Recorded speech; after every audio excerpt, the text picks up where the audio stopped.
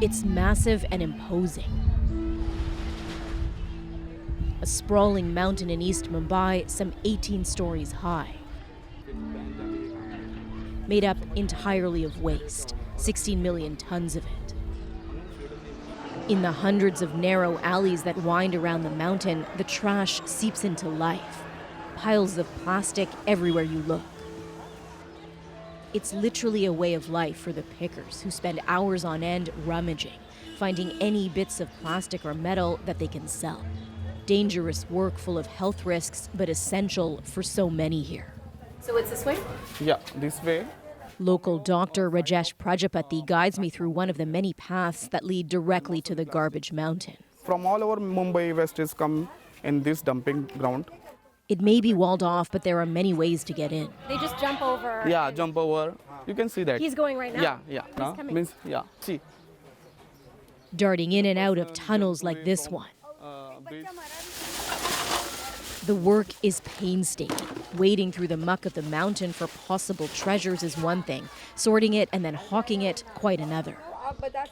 Jahana Sheikh does it every day, worrying every single minute as she struggles to feed her family with a husband who beats her at home. Her 12-year-old son split his head open after a fall while trying to sell a bag full of salvaged plastics.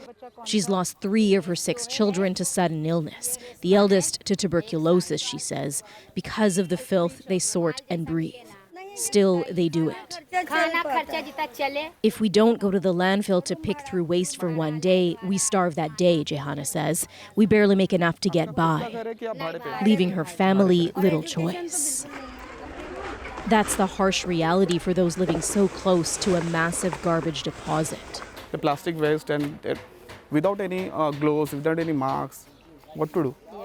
In his 5 years assigned to this area, Dr. Prajapati has seen far too many medical cases that disturb him, attributed to the fumes emanating from the rotting waste. And does the water also bring more fumes out? Yeah, fumes. We can not also breathe properly because of these fumes like ammonia and carbon dioxide and some kind of like rodent eggs, you know? Rotten, yeah, everything's decomposing. Decomposed.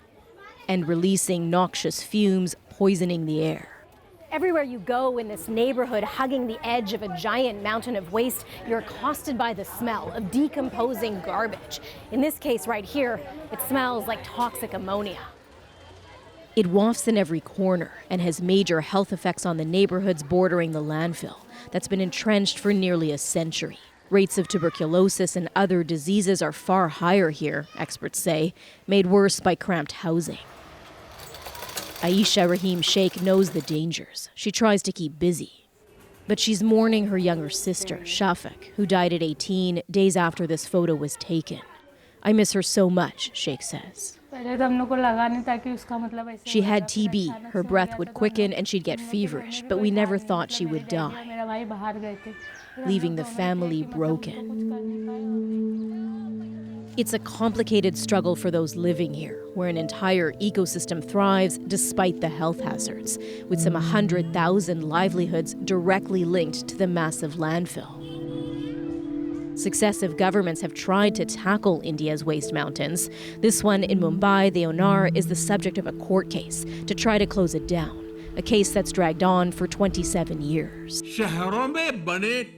In late 2021, India's Prime Minister again promised that the mounds of garbage in cities will be eliminated completely and fast, replaced with sewage treatment plants.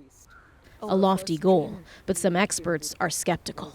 We have a dumping ground here in Devnar, which has been initiated in the 1940s. The orders for closure of the Devnar dumping ground have been given more than 10 years ago, and there is still no success in attempting a closure.